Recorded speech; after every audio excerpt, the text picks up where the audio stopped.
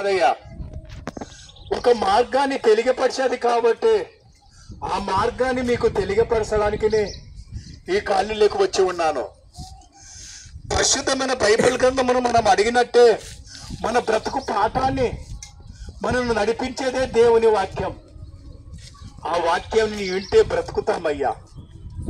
మనను నడిపించేదే దేవుని వాక్యం. మన జీవితం ఏమి? మనకు కష్టాలు వచ్చినా, బాధలు వచ్చినా, కన్నీళ్ళు వచ్చినా, దుఃఖం వచ్చినా నిలదొక్కుని మనం ఈ జీవిత కాలాన్ని వెళ్ళవిడిచి ముందుకు సాగించేదే దేవుని వాక్యం.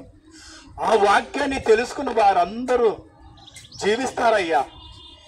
ఈ భూమి మీద కొద్ది కాలం కొరకే మనము జీవిస్తున్నాం కదా. ప్రతి మనిషి ఆనందము కావాలనుకుంటున్నాడు.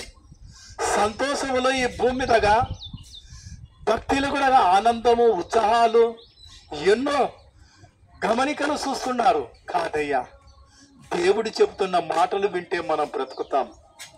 అందుకే బైబిల్ మాట ఈ విధంగా సెలవిస్తున్నది. ప్రయాసపడి భారం వస్తున్న సమస్తమైన జనులారా అంటున్నాడు.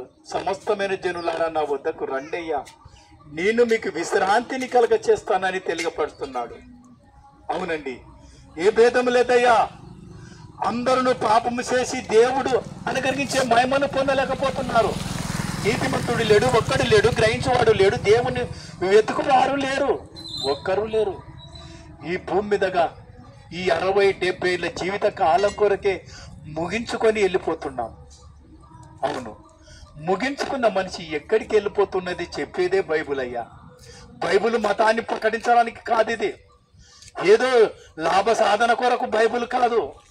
దేవుడు ఉండేది ఎందుకంటే ఈ భూమి మీద ఉన్న మానవులందరూ దేవుని పిల్లలే కాబట్టి దేవుని పిల్లలైన వారందరినీ దేవుని సన్నిధానానికి చేర్చాలనే దేవుడుగా ఉన్న, దేవుని వాక్యముగా ఉన్న ప్రభువు మన కొరకు ఈ లోకానికి వచ్చాడని దేవుని వాక్యం తెలియపడుతున్నది.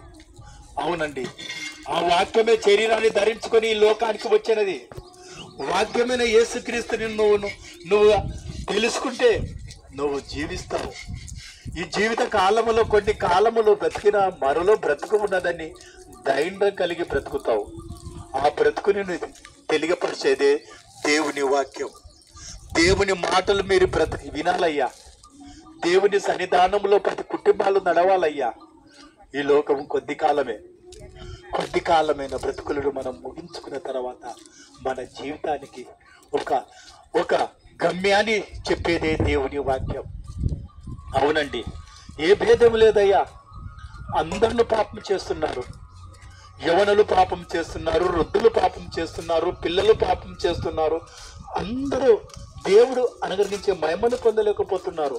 నీతిమంతుడు లేడు, ఒక్కడు లేడు, గ్రహించేవాడు లేడు, దేవుని వెతుకువారు లేరు.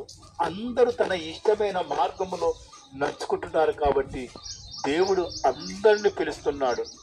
ప్రయాసపడి భారం వస్తున్న సమస్తమైన జనులారా నా వద్దకు రండి, నేను మీకు విశ్రాంతిని కలుగ చేస్తానని తెలియపరుస్తున్నాడు. కాబట్టి ఆ దేవుని మాటలు మీరు వింటే బ్రతుకుతారని ఇచ్చిన పత్రికలు కూడా మీరు తీసుకొని వాటిలో ఉన్న సంగతులను మీరు ఒకసారి ఆలోచింప చేసినట్టయితే మీ బ్రతుకులను మారుతాయి. కాబట్టి దేవుని పత్రికలు యందు మీరు ఆసక్తి కలిగి బ్రతకాలని, ఆయన మార్గములో ప్రతి కుటుంబంలో ఉండాలని క్రీస్తు మార్గం గురించి తెలుగుపడుతున్నాడు. కాబట్టి యేసును రక్షకుడుగా అంగీకరించము. అప్పుడు మీరును మీ ఇంటి వారును అందరూ రక్షణ పొందుతారు.